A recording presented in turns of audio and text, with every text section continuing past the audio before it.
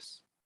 For some reason, the Zoom doesn't say recording the session anymore. So I'm missing that feature. So guys, let me just share my screen.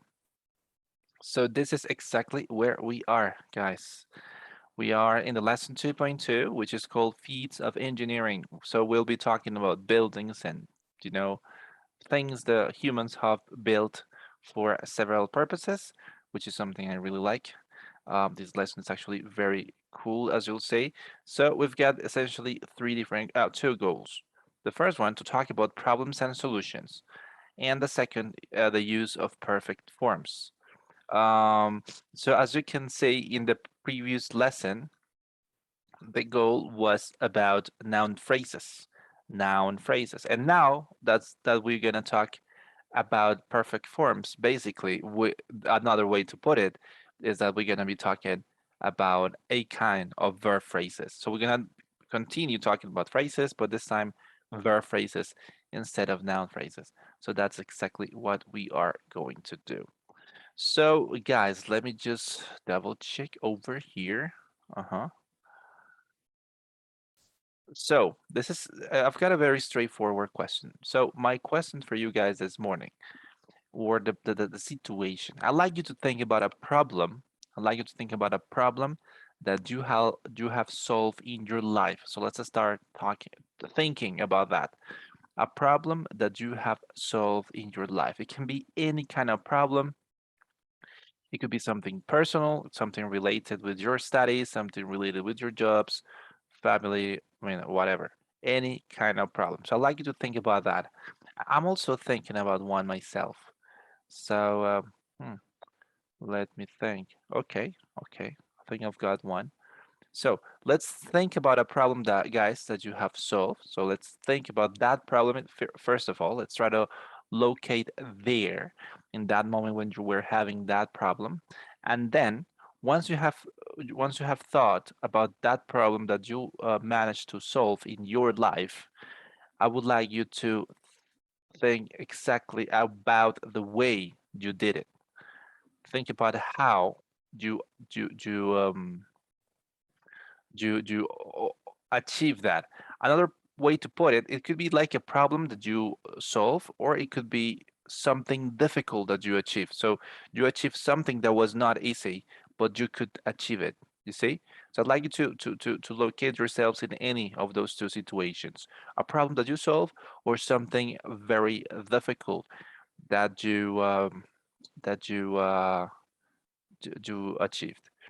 So if let me as I'll give you a couple of minutes to think about that. I'm also thinking, as I said, because I got one in my head, but let me see. Hmm. I think one of the in my case, just to show you how we're gonna do it. Because we're gonna go to the Brickhill Drums in a moment just to share that. So I'll show you how. So basically, the difficult situation I achieved in my life, and those of you who were with me in the class last year know about it, and has to do with my divorce.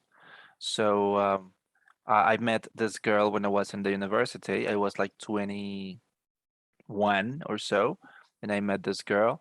So we became a boyfriend and girlfriend, and we had a 4 and so years relationship, and as boyfriend and girlfriend, and then we decided to get married, and we lived together. After getting married, we lived together for 5 years. The thing is that um, we couldn't, like we didn't continue with the relationship for so many different reasons. And the thing is that I had never lived alone. I've always lived with someone because I live with my family and then I live with her. So I was not used to live alone. So and the pandemic started. So that was a very, very ugly situation because uh, the woman who was my wife just left, and at the same time, a pandemic had started. So there were so many different things at the same time happening, and I had, well, two jobs and I had to work a lot.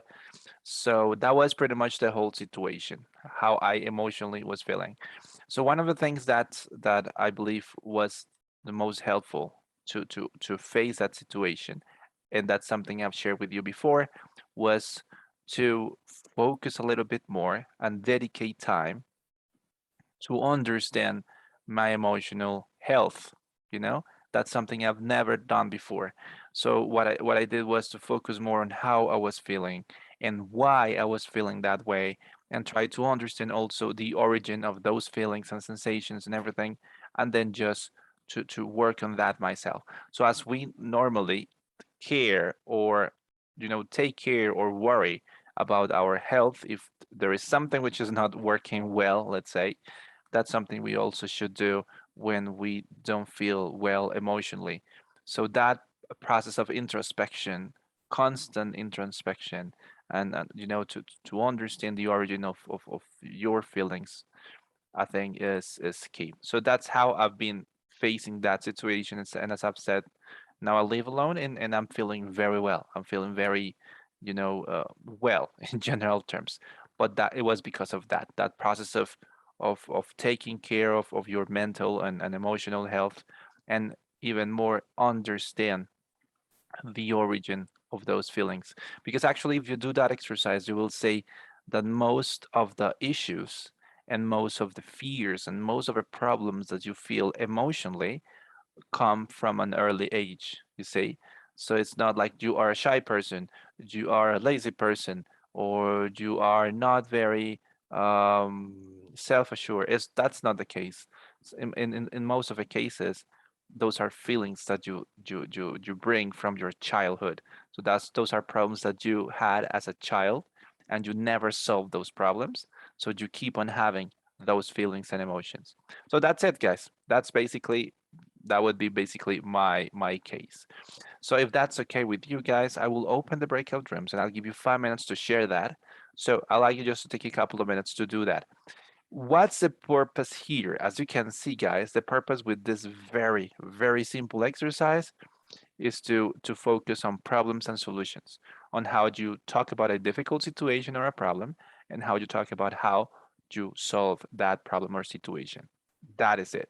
Okay, guys. So is it clear? I think it is, right? Yes, teacher. It is. Yes, There teacher. you go. Okay, In what guys. in which Uh, page, teacher, please? Oh, well, this is like a warm up for the exercise. So this is not on the book specifically. Okay, Okay. so this is something we're gonna do just right before. Okay, just tell your partners about a problem or difficult situation you had, and then talk about how you face it or how you solve it. That's basically it. So let me see. We are going to create lots of groups so you guys had a chance. We're gonna create 15 groups. Come on. So you get enough space if you want to work in groups of 3, 4, or even if you want to work in pairs. You cannot work alone because that doesn't make sense. So those are the options. So guys, we're gonna have 5 minutes for this, and then we're gonna be back here. So let's go. Okay, guys, welcome back. So, oh, let me just get comfier. So, guys, welcome back, as I said. Um, so hopefully you guys had a chance to, most of you, at least, to share these experiences in which when talking, we simply focus on problems and the solutions that were, found for those problems or difficult situations that we experience in life. And that's something. I mean, that idea, this cause effect of problem and solution, is something which we are going to try to somehow transport to the world of engineering. That's pretty much what we are trying to do. So guys, if you open your books, that's the page, let me double check. This is the page number 18. This is page number 18, lesson 2.2. This is what you'll see. The lesson is called Feeds of Engineering, as I said. So we are going now to work on the exercises 1 and 2. Okay, that's something you'll do once again in the breakout rooms, but this time, as you guys had a chance before to work in pairs, if that was the case, I'd like you to work at least in groups of 3 people, and just to cover this a little bit faster. This is what we're gonna do. Okay, let me just double check if we can perhaps put this together. Um, there we go. This is what we're gonna do, guys. So first of all, we are going to talk about these 5 different buildings, and then just choose 2 of them and basically put together what we know about these buildings. Okay, that's the very first thing we are going to do, just as an open conversation, which is going to give us that transition to the exercise 2A. So in this case, we will simply choose 2.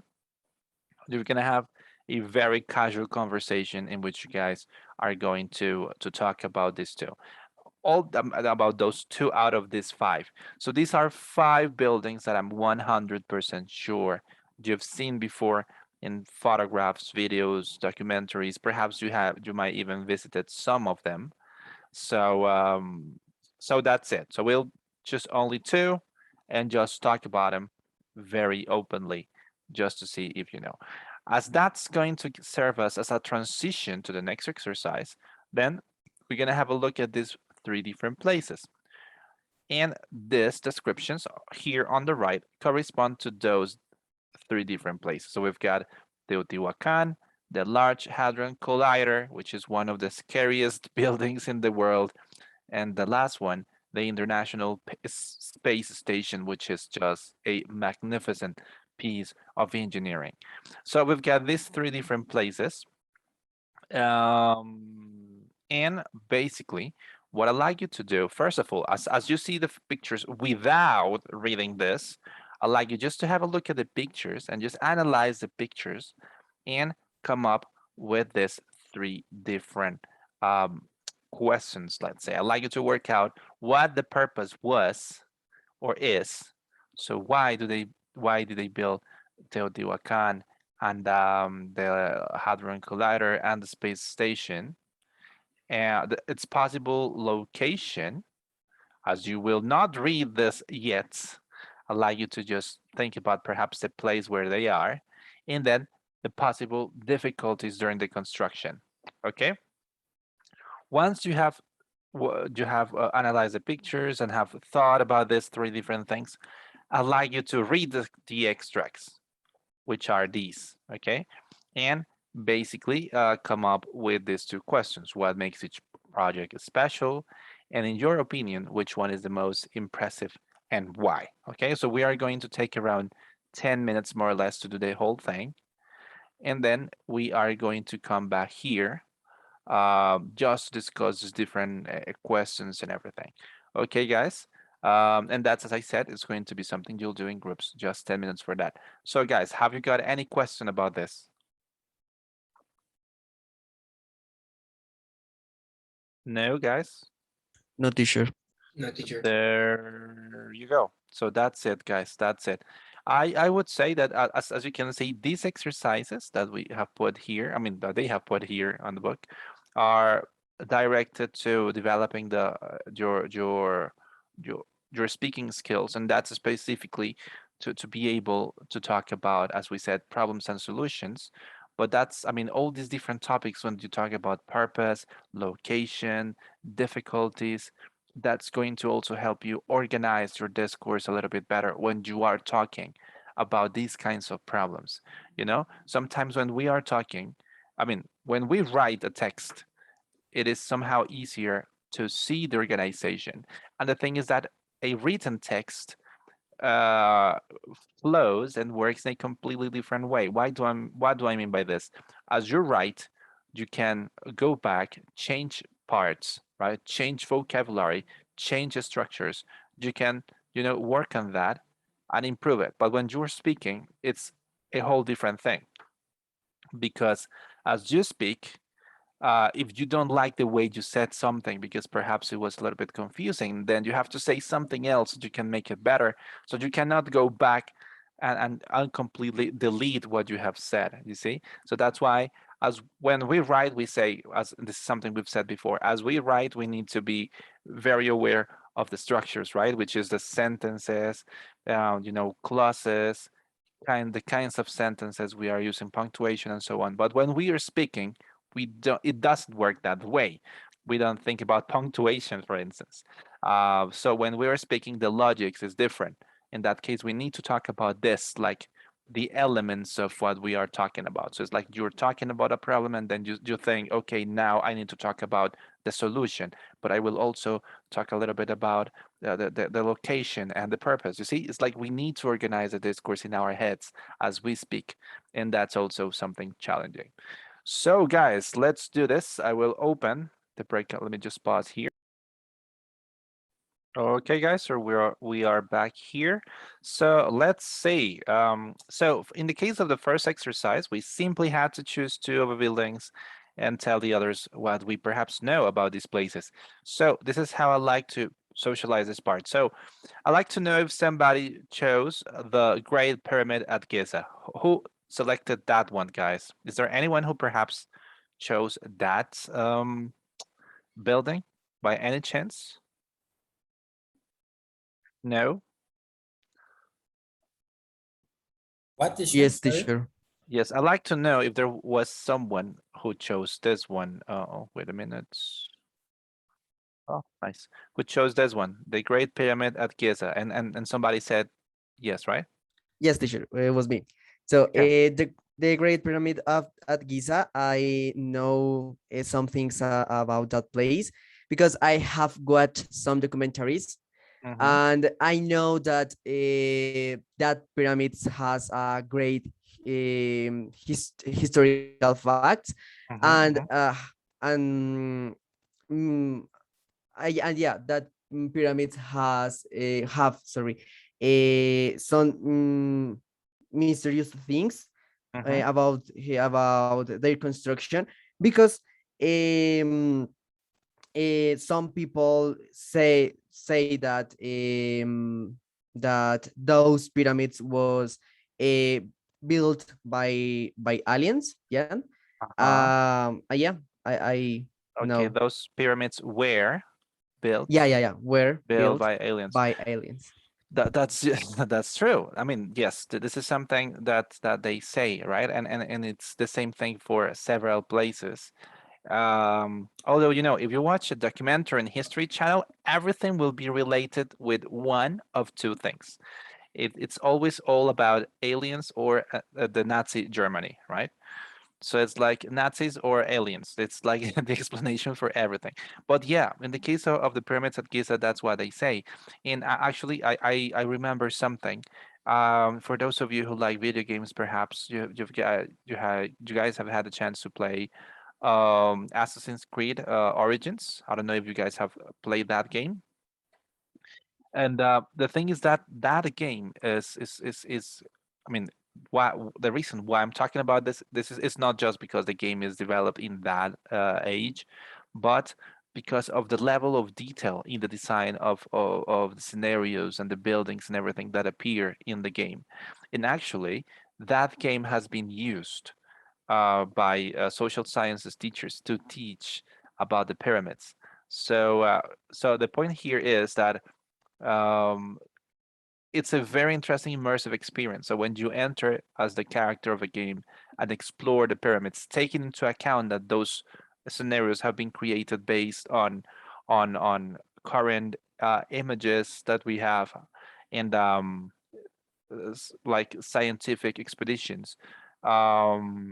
It's just impressive to see how the buildings were created. So yes, this is one of those places in the world which are absolutely breathtaking. Um, oh, by the way, this expression, I think you guys have seen it before. Breathtaking. When can we say that something is breathtaking, guys? When do we use that expression? When something impressed me a lot, There that we takes go. my breath away. There you go. There you go. That's why it's breathtaking. So it could be, quite often we use it with it has a positive connotation, right? When something is just incredible, something is super good. So we use breathtaking. There you go. Thank you very much for that, Nicolas. We're going to continue with the second one, which is the Great Wall of China. So I'd like to know if there was any group who perhaps discussed this one, the Great Wall of China.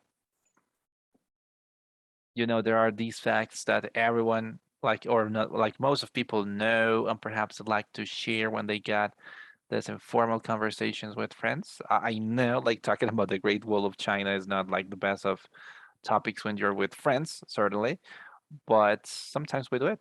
So I don't know if somebody discussed that one, guys. The Great Wall of China. Nobody. Yes, teacher. Our group Okay. with Lena and John, we were talking about the Great Wall of China, and we were like talking that it was a really good construction that was in order to save that invaders enter to China. Mm-hmm. Well, we have heard about some studies about it. Mm-hmm. So yeah, Okay, so that is absolutely true. So it was built to protect um, China, if that's possible to say, or to protect those cities from the invaders, especially the Mongols, right? That's what they say. Although, if you guys have watched Mulan, the invaders were not the Mongols, were the Huns, which makes certainly not sense. But they should have been the Mongols. So that's one thing. Another thing is, although I don't know yet, because sometimes I get confused, but they say that this is one of the buildings that you can see from space. This is a building you can see from space. But also, I've also heard that that's not true. So I don't know if you guys know about that. They Yeah, say, I've heard I've heard the same, but no, it's not true. You can see it from the space. it's like you can't, right? Yes, you can't. Okay, there you go. It's like I've heard the two versions, but I've never been to space myself, so it's like, but the point is that I have never like Googled that just to make sure what the answer is. Okay, let's continue with the third one, which is a building that might be a little bit let's say sad for us as Colombians. So that's the Panama Canal. So what do we know about that, guys? We discussed that in my group, and I know that was the excuse of Panama to get her independence, to get her independence from Colombia, and was held by the United States. But they helped us. They helped them also because they want Panama to be part of the United States because of the canal, because it's a great point when of to that they unite two different oceans, and it's a commercial point, so they wanted to get that place, but it was a fail from the United States because no, it was not a fail because they had the power of the over the canal for almost like 70 years. So then Panama got the appropriation of the panel and of the canal, and now they are the owners of the canal, but the United States were like the owners because of the help that they gave to the construction for almost 70 years. There you go. So that's the United States, ladies and gentlemen. So Johanna, you've got to say something. Yeah, Johanna, please. We are all ears. Okay, apart from the opinions, Diego's opinion, sorry, I know another thing, that is that, well, can I, teacher, draw in your screen? Can I? Absolutely, yes. I think you can. Yeah. Okay, so this is America, North America. Okay. This is Central America. And this is South America. Okay. Well, yeah.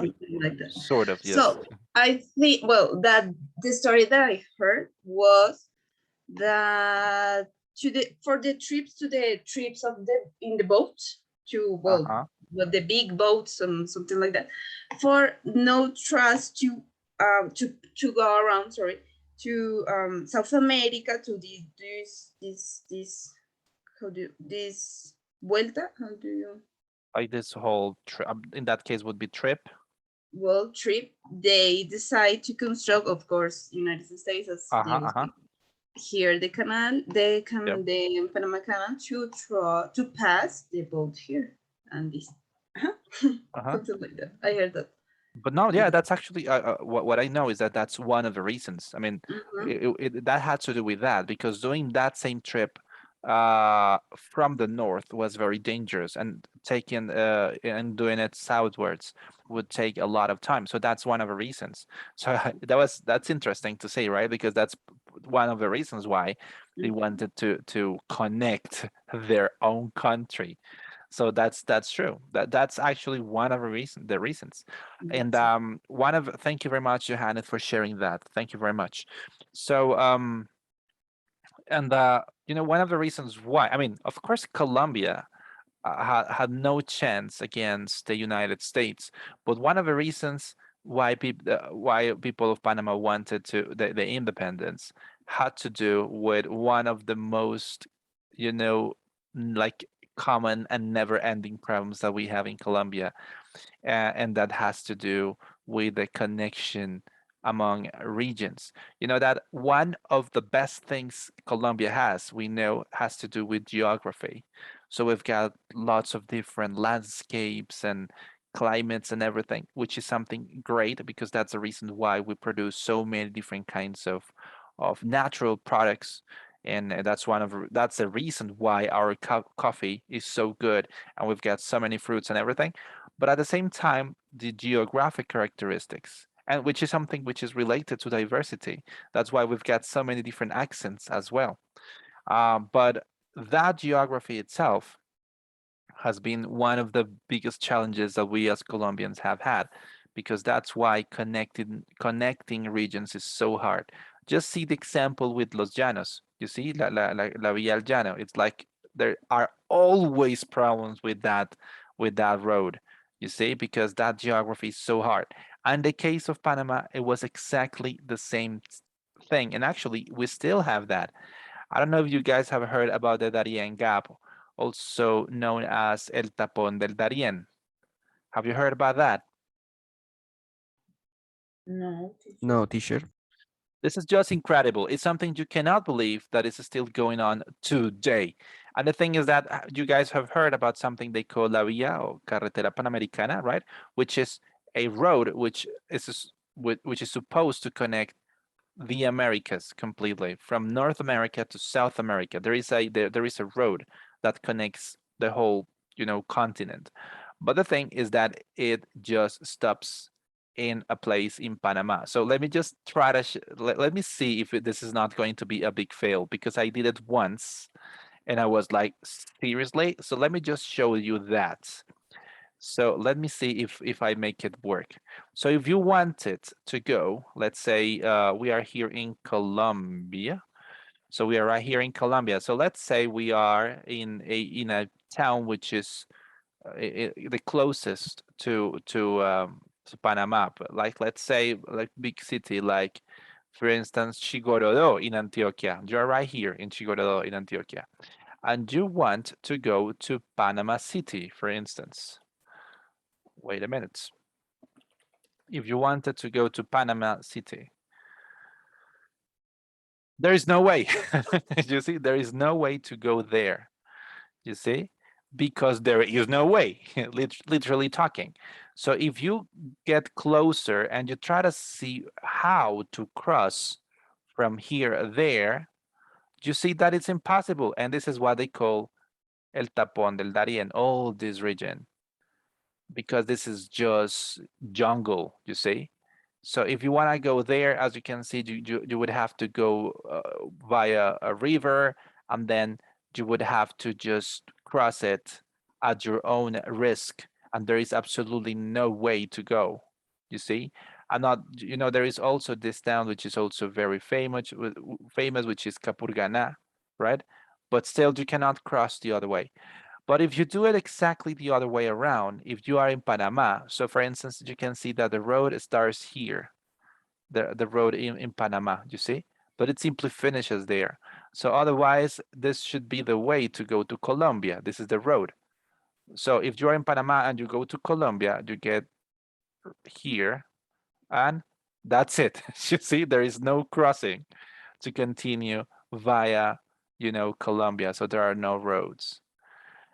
And the point is, guys, is that this is still a situation, and none of their governments cares about that. And it's like there is no plan whatsoever to build a road, because look what they would have to connect. They would have to connect, as I can see, from this town in Panama, which is called Yavisa, to at least Chigorodó, Apartado, or something like that.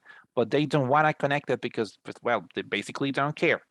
You see, and that and if today we've got that problem, imagine back then when Panama was a department of Colombia. They were absolutely disconnected. So the only way in which we could go there was with boats, you see. So that lack of connection, was one of the reasons why Panama wanted the independence, because they felt absolutely isolated, and hell, they well isolated, as you can say. There are actually several documentaries about that, people who have taken that risk. And the thing is that there are also some cases which are just dramatical. And I don't know if you guys have watched the news recently. Perhaps some of you are too young for watching the news, because people believe that that's just for grown-ups or something like that, like older people, which is partially true, by the way.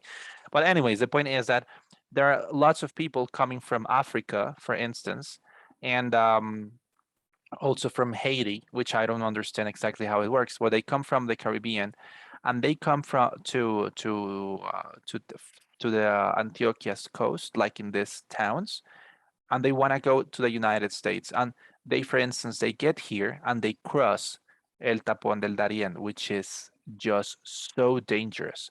It's very, very dangerous, because the thing is that, apart from the obvious, which is the fact that it's a jungle, apart from that, there are also subversive groups and stuff like that, you see. So I'm going to share here on the chat box, guys, a link to a documentary, short documentary, it's just 15 minutes, by the BBC.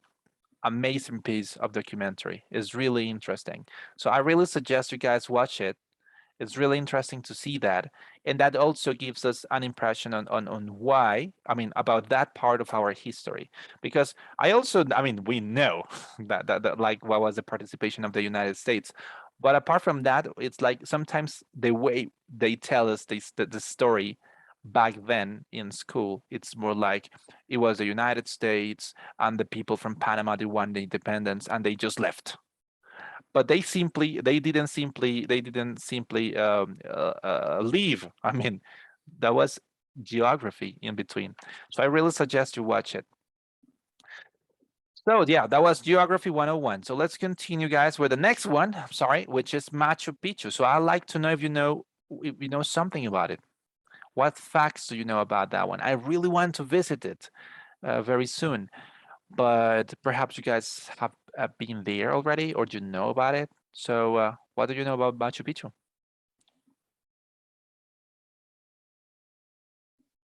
Are you still there, by the way?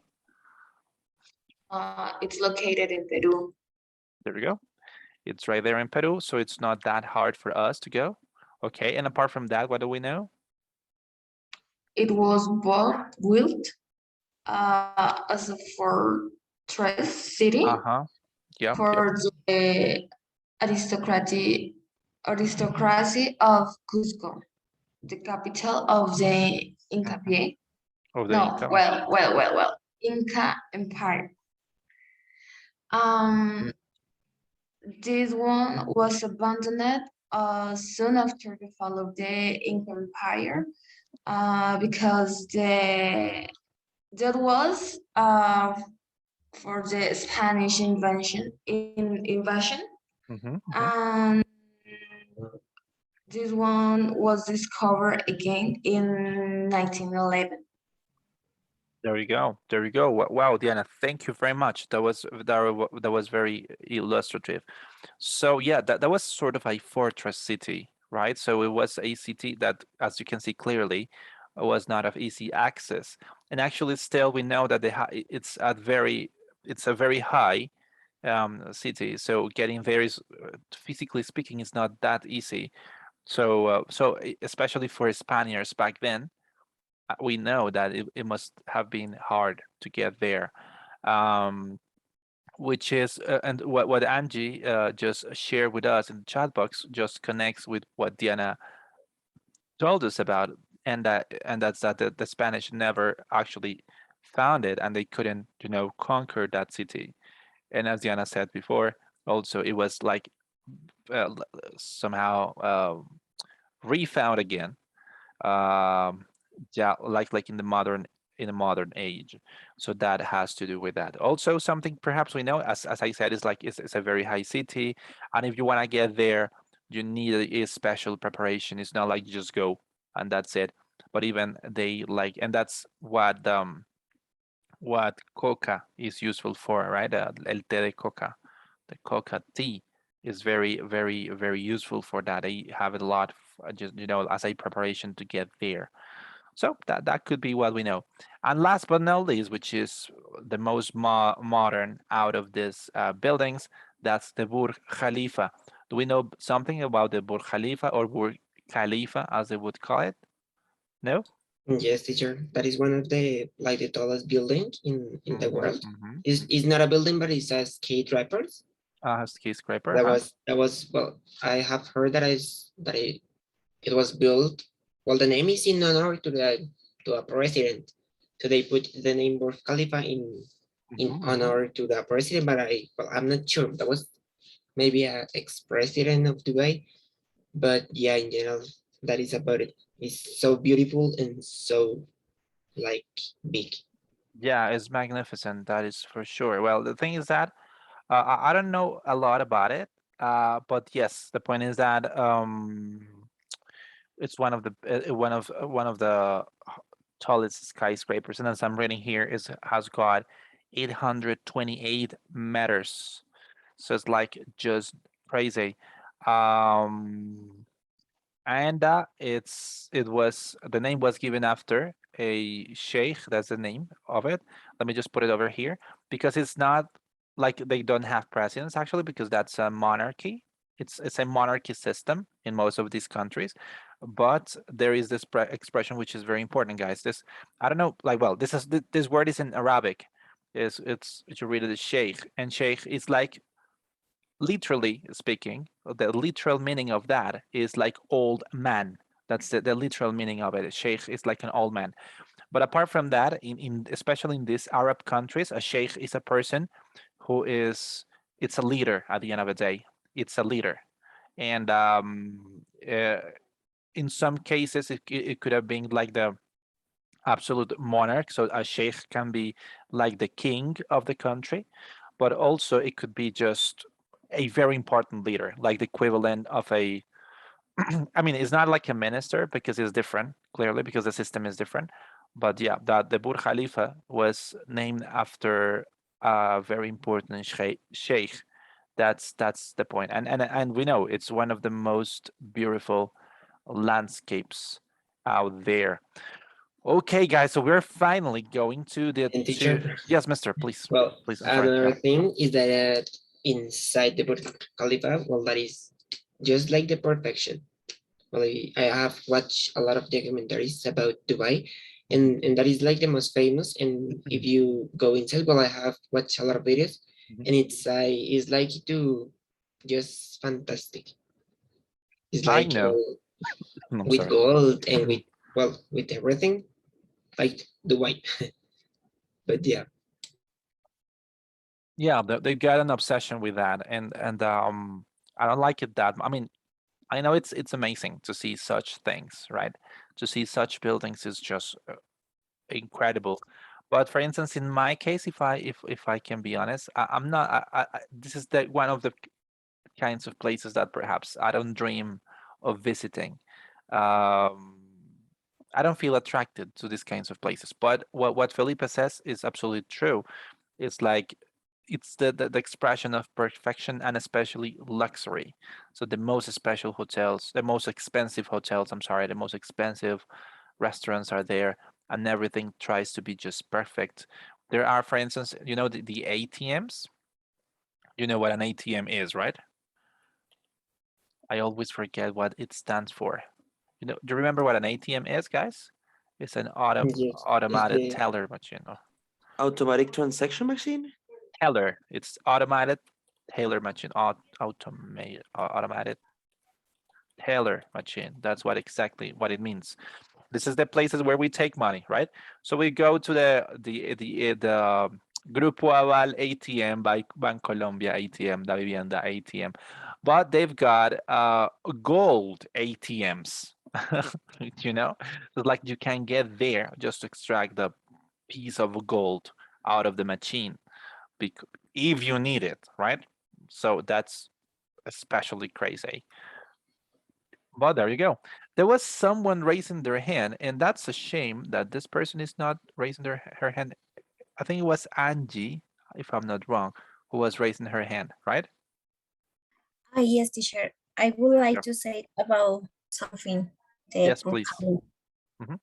The Burj Khalifa is a well-known attraction in Dubai to the Mhm. tourists, and if you pay, you can to climb up the top of the beauty, and there you can see a view of the entire Dubai. There you go. So yes, it's like just as, I mean, if you guys have done it before, of course keeping the scales, but if you've been to the top of Colpatria, it's like you see the city from there. Can you imagine doing that from a place like the Burj Khalifa? That's just like nuts. As Angie said, it's like if you pay and get there, that would be like wow, right? You might even not see anything because that's just clouds as it is so high. But there you go. That's something you can do. Thank you very much. Angie, I was going to say something, but I just forgot it. Oh, by the way, you know that this country, the United Arab Emirates, they are called like that because they are a number of Arab, because they are Arab Emirates. But the question is, you know what an emirate is? You know what emirate stands for, or what does it mean? What is an emirate? Because we say United, for instance, we say the United States. We understand why United States, like states which are united and they make up a country. But in the case of emirate, you know what an emirate is? Because otherwise they could have say United Arab States, for instance, but no, they are called United Arab Emirates. So do you know why? Well, teacher, that is something related to the monarch, but I'm not sure. You are so close. Well, basically, an emirate is a region which is led by an emir. I mean, emir means literally it means prince. You know, an emir would be a prince. Okay, that's essentially it. And we know that there are, like, that's what I'm trying to look for right now because I just forgot it. But there are several emirates there. If we wanted to translate that into Spanish, I mean, we can say Emirato, but it's like the same thing as a Principado. That's the also the name. So, for instance, we know that in the in the United Arab Emirates, apart from Dubai, we have another big city which is called Abu Dhabi, for instance. I don't know if you guys remember. So we have Dubai, we have Abu Dhabi, and we have actually others.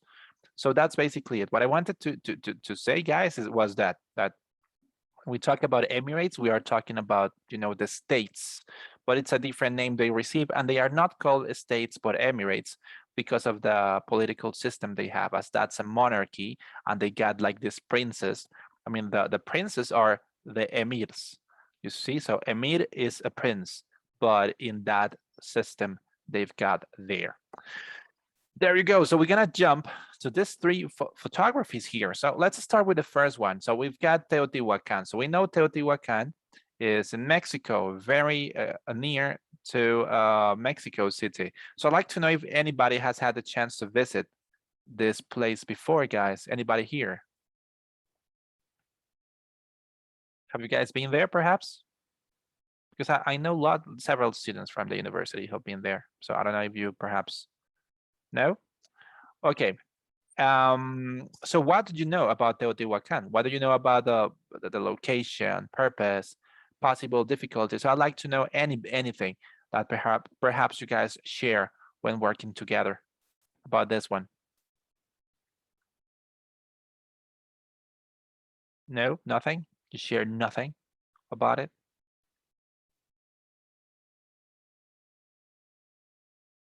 Hello? Guys, don't be so shy. Well, no, teacher, I have watched that Mhm, in a movie. Well, I remember it. I don't know if it was a movie or a series, and mhm. that it refers something to the Egyptian, like something related to that, but I'm not sure. Well, it's like I don't know. I don't know. Of course, this is part of the Aztec culture. Which by the way, I don't know if you know, but the Aztecs, you know, los Aztecas, the Aztecs wouldn't call themselves Aztecs. That's a name that the Spaniards gave them. I don't know if you know that answer. Well, what is the actual name of that empire, guys? It's not El Imperio Azteca, because that's a more, let's say, modern denomination It's for them. Maya, no? No, that's another culture, which is also like Mexica? Mexica. There you go. There you go. So they would call themselves the Mexicas. So the Mexicas, and actually it's written like this. We could have called the Mexica Empire. So they would call themselves Mexicas. They wouldn't call themselves Aztecs. Although there is a reason for why. I'm so into social sciences today for some reason. So there is a reason why they call themselves, also they were called Aztecs. And that has to do with the place, according to their own mythology, the place where they came from. So it's like a denomination of their origin, but the way they would call themselves would be Mexica. But Mexico, and part of Mexico, especially the part of Yucatan, which is like in the south of the country, there was also presence of the Maya Empire, which is also a wonderful civilization in history. So yes, Aztecs, also called Mexicas. So this was a Mexica complex, actually. Um, but you know what? One of the biggest questions we have when we see these kinds of buildings has to do precisely with its purpose. When we see the pyramids in Egypt and when we see these buildings in Mexico, what's the purpose? You know, what is the purpose? It's really hard to tell that. So what do you think, guys? What could be the purpose of such magnificent building? Ceremonial? I would say that as well, right? Apart from that, it's like, actually, I had the chance to be there and it's just incredible. But this is solid stone. So it's like you cannot go inside just like that. And that's it. It's like you don't know exactly what else could we done there. So yeah, it's basically ceremonial. What kinds of difficulties do you think that perhaps they found while constructing this building? What do you think? That was not easy, clearly. The weight of the stone, the amount of time, the Mhm. tools. The tools, right? Right. And exactly, and how to transport that, because as you can see here, look at that. They say the construction of the ancient city of Teotihuacan in Mexico was an outstanding achievement. It presented numerous challenges and entailed a massive physical effort, as the city was built by hand before the invention of the wheel and at a height of nearly 33,000 meters. You see, so that's like, wow. How did you build that? So that's very challenging. By the way, guys, I just want to draw your attention upon something. Although this is a little bit too philological, I know, but for instance, why do we read this as Mexica? And even in Spanish, we would say El Imperio Mexica. We don't say Mexica. So why do we say we read this like sh? And why do they write Mexico with X? Do you know that, guys? Why do we write Mexico in Spanish? We say Mexico, but we write it with X. Do you know the reason for that? No, teacher. I have, No. yeah. So that has to do with the transformation of the Spanish language as well. And I mean, that grapheme, especially the X, it had a different pronunciation back then. So actually, the original pronunciation of the X in ancient Spanish was the sh sound. That's how we would pronounce that word, that letter earlier. you see. So that's the original, let's say that the original sound for the X in Spanish was that. So back in, we're talking about, you know, before the Cervantes even, you know, the sound of X would be that, the sound of sh. And that's why, as well, you know, to write Mexica, well, you would write it with X, not with SH, because SH, that's English. That's not a sound that we have in Spanish. So that was the original way they would write it, but they continue writing it like that. And even though the sound assigned to X change, and we started to use the he sound for X, they still keep they decided to keep the same grapheme for that, basically. So that's it. So the sound of X was different before. That's my point here, let's say. Okay, guys, then we have the Large Hadron Collider. This is just incredible. So I don't know if you guys heard about this before, or if you knew something about this before. Yes. First of all, was in the Angels and Demons movie. Yeah, They talk about that, and then I saw a documental and about it. There you go. And there is a reason why it's in that movie, right? It's in that movie because somehow they say that this is going to be what's going to cause the apocalypse somehow, right? So that was very dangerous in terms of that. And if you read the description, they say the Large Hadron Collider is a tunnel below the French and Swiss Alps and recreates the conditions that existed just after the Big Bang. That's scary. When you say that, that can be scary. Not surprisingly, its construction posed numerous technical problems, and the engineers had to overcome many obstacles. It took them 2.5 decades to realize their dream of building the world's largest particle accelerator. So basically, what they want to do with this is to recreate the Big Bang, the conditions at least. It's not like to create the Big Bang, because that would be like all of us would die. But what they say, for instance, is that by doing these experiments, they could recreate several things. Let's say they could recreate, you know, the conditions of the Big Bang, which means that could help them somehow to recreate let me just double check, what they call the antimatter, which is a very complex physics concept, let's say. And that has to do with what's there in the black holes and stuff like that.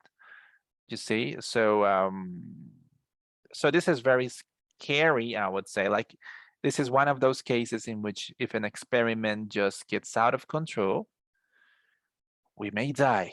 So that's basically what they're posed there. And the last one is the International Space Station. It says it's a lab 350 kilometers above Earth. Understandably, numerous difficulties were encountered during its construction. One major problem the engineers had to tackle was the fact that no rocket was powerful enough to launch the completed station in one go. So they come up with the solution of sending completed sections of the station one at a time and constructing the station in space. This is very incredible, guys, because I don't know if you've watched videos about that earlier, but basically they send the pieces and they build it there in space. And on top of that, this is not something built just by the Americans.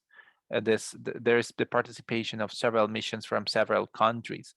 So it's like, as you can clearly see, it has several modules. So it's like each country that has participated in the project has sent a module and they connected there. So it's very interesting to see. If you ever have the chance to do that, I would suggest you do that. And would be just to Google videos of the International Space Station. And you'll see that there are some modules that were sent by the Americans, some others that were sent by the Russians. So the language of the equipment and everything could be in either Russian or in English. So the engineers and the people who go there, they need to learn to use the different devices. So it's very interesting to see that, because as also there are some modules that were sent so many years before the technology and the way they look is very different. So it's like it tells the story on how it was built. So it's very interesting. So that's it, guys. So let me see. Yep, there you go. Okay, guys. So what we gotta do now here, it's very simple. It says underline the 2 words in italics which form phrases in each group. Use the phrases in blue in the text to help you. So basically, it's like we've got some words, like some words at the beginning, and then a complement in italics. So for instance, present difficulties, present challenge, or present a dream. That's basically what we have to do. So we have to underline the words that form the phrases just to complete the first part, which is not in italic. Okay, I'll give you just 2 minutes, guys, to do this very quick. I'm afraid we will have to finish a little bit earlier today, if that's okay with you. If that's okay with you guys, I would like to ask you that favor, because the thing is that I've got some meetings from 9 to 1, and I would like to have some breakfast. I'm so sorry, I didn't have breakfast before, so it's just like 5 minutes earlier, if that's okay. 5-10 minutes earlier, that's it. But anyways, let's try to do this exercise, guys. The exercise 3A, very simple. We're gonna do it individually. We got around 3 minutes, and then we're gonna correct it together. Okay, so let's go, guys. Let's do this. Okay, guys, so if that's okay with you, we are going just to check. Oh, that looks weird. We are going to have a look at the exercise, if that's okay. So guys, let's start. Let me just choose the right tool, as I will have to underline. There we go. Okay, guys, so let's start with the first one, guys. To present, I'm sorry, to present. Be careful with that. If you say present, that would be a noun. In this case, it's a verb. So to present what? Difficulties, challenges, a dream. What are our options here, guys?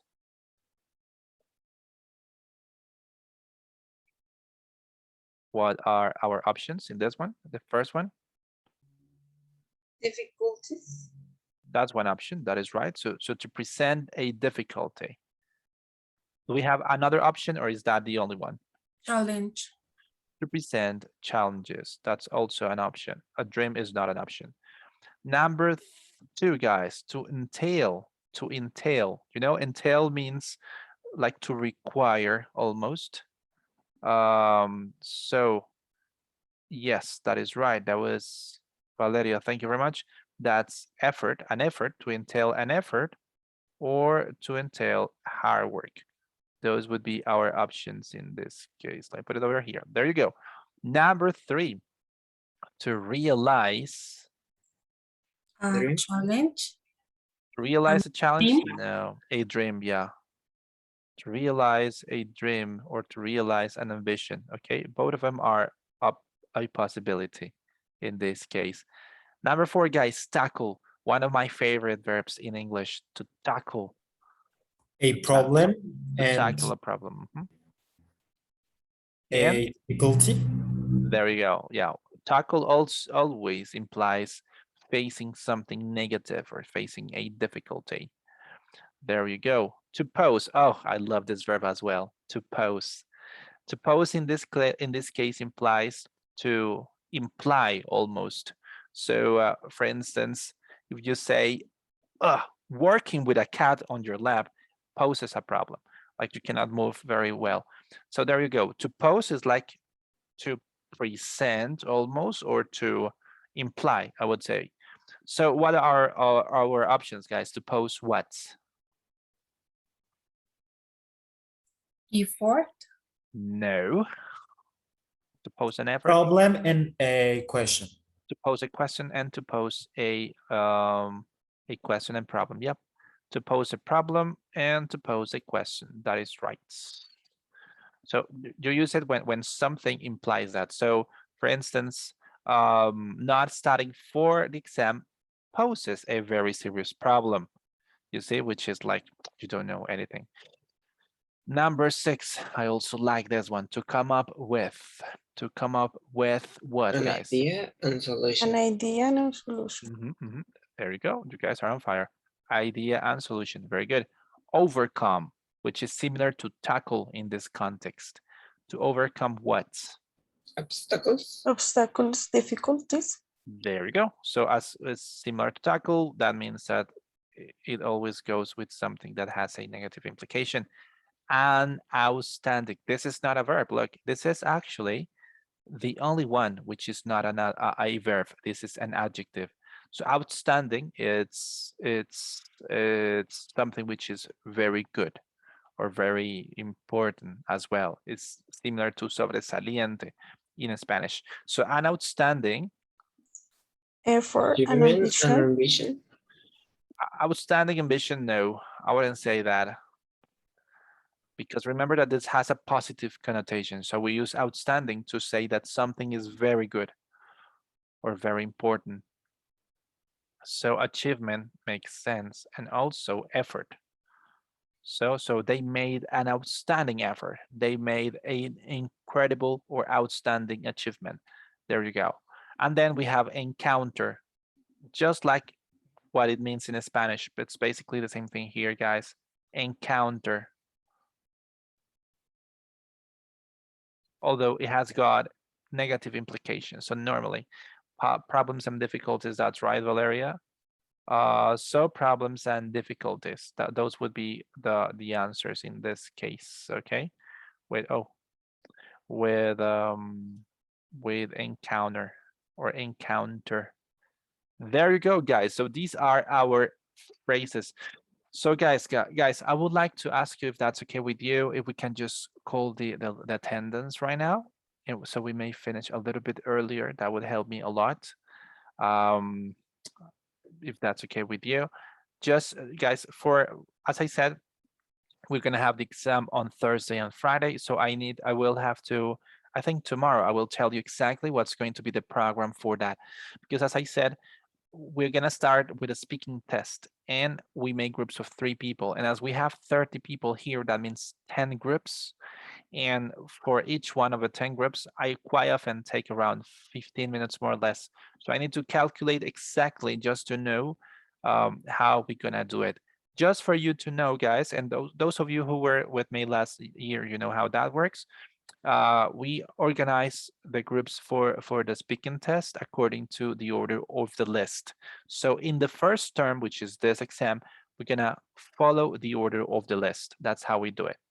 In the second term, we're gonna do it the other way around. So we're gonna start with the last names, and we would go upwards. And in the third, we start from the middle of the list, and we go upwards and downwards.